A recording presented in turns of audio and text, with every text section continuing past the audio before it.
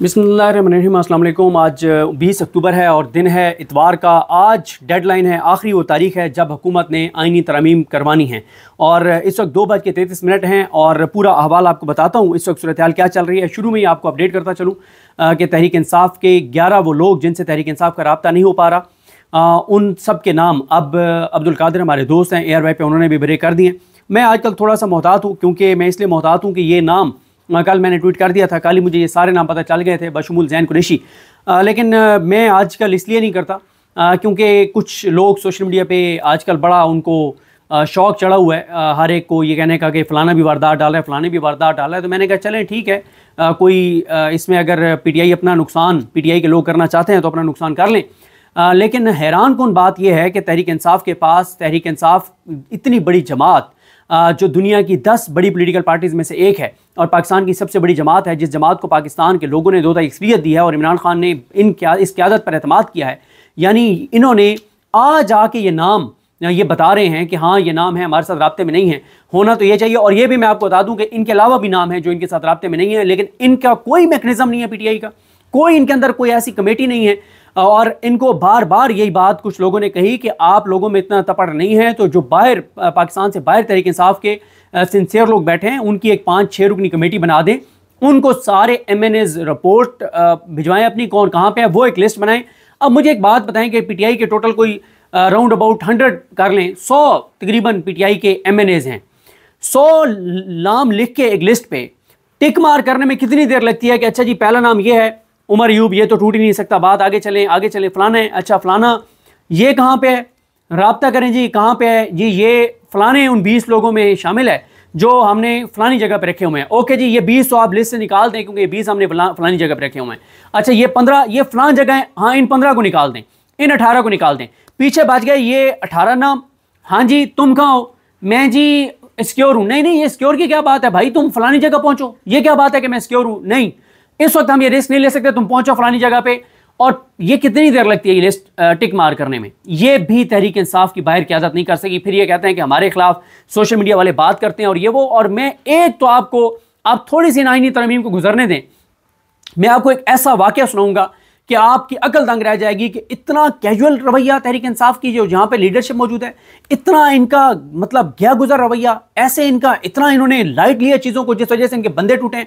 आज जिनके ये नाम बता रहे हैं कि ये टूट गए हैं, इनको आज से 12 दिन पहले पता था कि ये बंदे बिक गए हैं। लेकिन जिसके मैं बार बार अपनी वीडियो में बताता रहा कि जिसके जिम्मे सैनिटर्स को सिक्योर रखना था वही सैनिटर्स तोड़ रहा है, वही पूरे करके दे रहा है। ये बात मैं क्यों कर रहा था, मुझे पता है कि तहरीक इंसाफ के बाहर से एक रहनुमा ने यहां से उसको, तहरीक इंसाफ के बाहर एक इमरान खान के बड़े 2 कमाल सिंसियर, इमरान खान के दिलो जान से इमरान खान के कारकुन हैं, जाले हैं, खिलाड़ी हैं, जानिसार हैं, जिनकी कुर्बानी है इमरान खान के लिए, जिनके ख़ानदान की कुर्बानी है इमरान खान के लिए।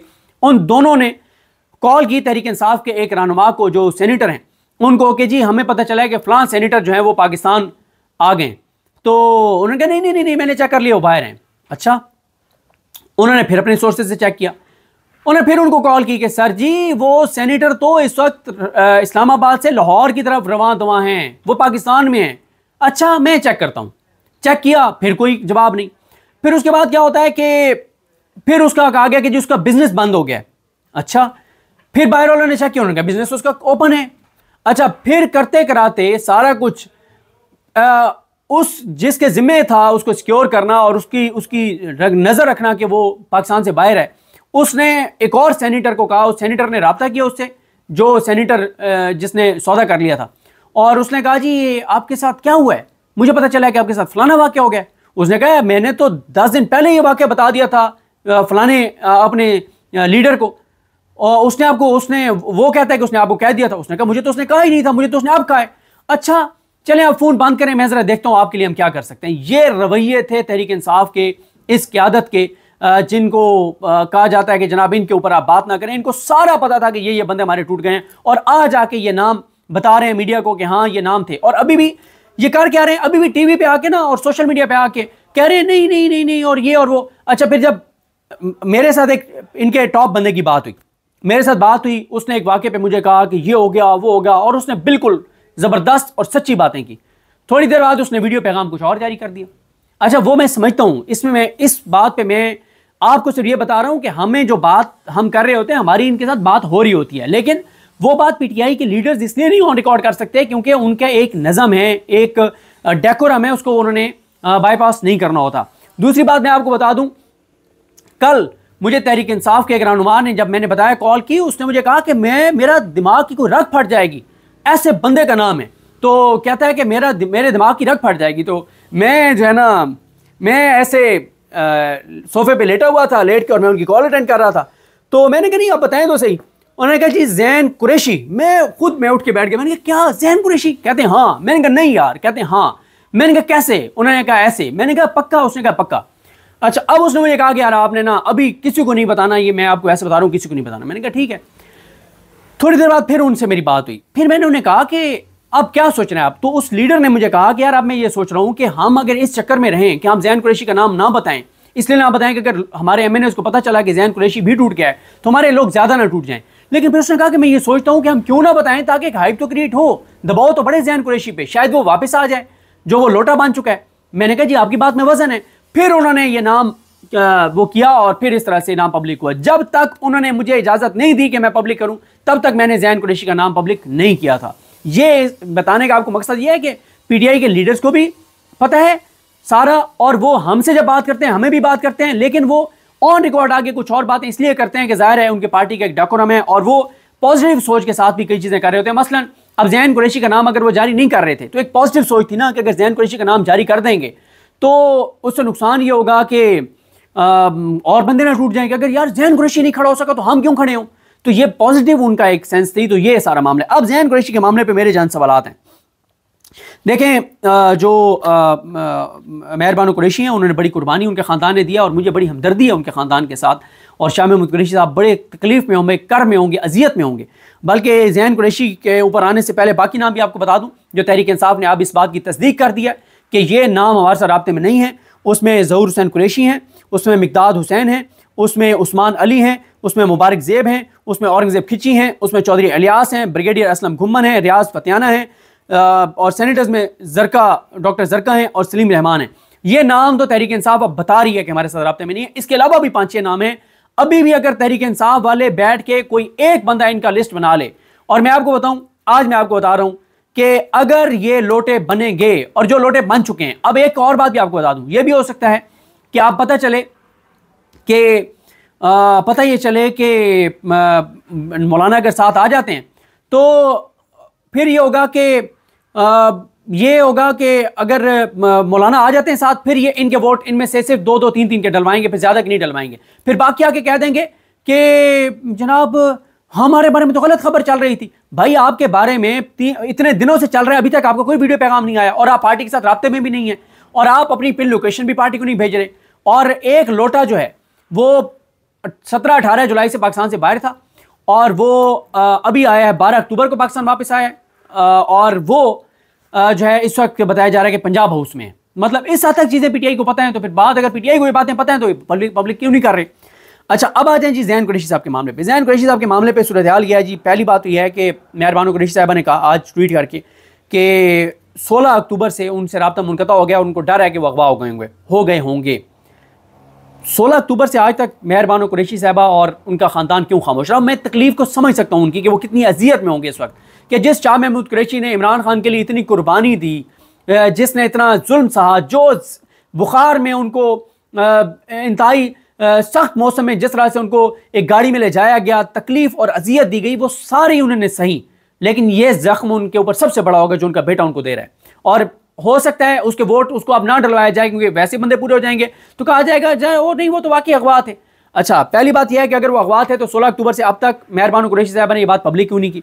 जब उनकी भाभी को उठाया गया तो उन्होंने इतना रोला डाला, पूरा पाकिस्तान उनके साथ खड़ा हो गया, तो ज़ैन कुरैशी के मामले पे क्यों नहीं किया गया? पहली बात। दूसरी बात यह है कि ज़ैन कुरैशी के मामले में उन्होंने पार्टी लीडरशिप को क्यों नहीं आगाह किया था? क्योंकि मैंने जितने पीटीआई के लीडर से पूछा है उन्होंने कहा जी हमें कोई पता नहीं था कि वो अगवा हैं और उनकी फैमिली में हमें नहीं बताया, और हमसे जब भी बात हुई तो ज़ैन कुरैशी ने कहा आई एम ओके।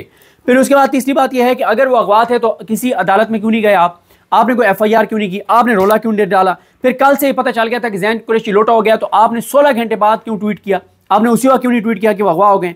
फिर उसके बाद जो है वो ज़ैन जो है वो मतलब बिल्कुल अकल नहीं मानती कि ज़ैन कुरैशी जो है वो 16 से अगवा थे, नहीं, उनकी पीटीआई की लीडरशिप के साथ वो राब्ते में थे और वो बार बार कहते रहे कि मैं सिक्योर हूँ। उनको कहा जाता रहा आप KP के आ जाएं, और उनको इसलिए ज़्यादा उन पर दबाव नहीं डाला पीटीआई ने कि यार ये तो शाह महमूद कुरैशी का बेटा है, इसका तो तस्वुर ही नहीं कि टूट सकता है, तो इसलिए। लेकिन ये है ज़ैन कुरैशी की, और ज़ैन कुरैशी ही राब्ते करके MNAs को कायल कर रहे थे कि हमें चले जाना चाहिए। ये बात भी मुझे पीटीआई के एक लीडर ने बताई है, और ये सारी बात है। अच्छा, और फिर ज़ैन कुरैशी जो हैं, उनकी अहलिया को अगवा जो किया गया, उसके बाद वो थोड़ी देर बाद पाकिस्तान से रवाना कैसे हो गई? जहाँ तो जिसका भी मसला है उसकी पूरे ख़ानदान स्टॉप लिस्ट पे है, ECL पे है, उसकी ना कोई बहन जा सकती है, ना उसका कोई बेटी बेटा जा सकता है, ना उसकी बीवी जा सकती है। और बीवियाँ तो जितने ये हैं, इनकी सबकी बीवियों को स्टॉप लिस्ट पे डाला हुआ है कि जिन्होंने मतलब जिनको इस वक्त वोट के लिए जिन्होंने कंप्रोमाइज़ किया हुआ है और जिन्होंने खुद को बेचा हुआ है कि कहीं ये भाग ना जाए, तो इसलिए जब तक इसका चीज़ मैनी नहीं हो जाती, तो अगर किसी को अगवा किया हुआ है तो उसकी बीवी को डाला हुआ है कि ताकि ये मुकर ना जाए। और जो इस वक्त दिलो जान से साथ है और जिसने पैसे ले लिए, उसको कोई मसला नहीं, उसकी बीवी बच्चे आज़ाद हैं, वो जा रहे हैं। तो ज़ैन कुरैशी साहब की ये समझ नहीं आती कि फिर उनकी अहलिया कैसे पाकिस्तान से चली गई। उनका नाम स्टॉप लिस्ट पे नहीं था, उनका नाम ECL पे नहीं था। अब आ जाएँ जनाब बाकी सूरत हाल पे। बाकी सूरत हाल ये है कि काबीना का इजलास एक बार फिर नहीं हो सका। 19 से शुरू करते हैं। काबीना का इजलास 9:30 बजे था, फिर 12 बजे तक गया, फिर 1:30 बजे तक गया, फिर रात 12 बजे हुआ। फिर ये कहा गया कि एक मुसवदा मंजूर हो गया है, फिर कहा गया कि नहीं मंजूर हुआ। फिर आज 2:30 बजे बुलाया गया था काबीना का इजलास, लेकिन इस वक्त तक जो है वो काबीना का इजलास शुरू नहीं हो सका। कौमी असम्बली का इजलास 19 अक्टूबर को बुलाया गया था 3 बजे, फिर 7 बजे किया गया, फिर 9:30 बजे रात किया गया, फिर रात 12 बजे से पहले शुरू किया गया और दिन 12 बजे तक मुलतवी किया गया, 11 बजे तक, और फिर जो है वो कर दिया गया उसको 3 बजे तक कर दिया गया। अब देखते हैं 3 बजे शुरू होता है या नहीं होता। सेनेट का इजलास जो है वो 19 अक्टूबर को बुलाया गया था 11 बजे, फिर 12:30 बजे किया गया, फिर 3 बजे किया गया, फिर 6:30 बजे किया गया, फिर 8 बजे किया गया, फिर 11 बजे शुरू हुआ, और शुरू होके और फिर 12 बजे से पहले रात 12:30 तक मुलतवी हुआ, और फिर आज दिन 12:30 बजे तक या 12 बजे तक मुलतवी किया गया, और अभी तक शुरू नहीं हुआ, बल्कि अब फिर ये बताया जा रहा है कि 3 बजे जो है वो शुरू होगा।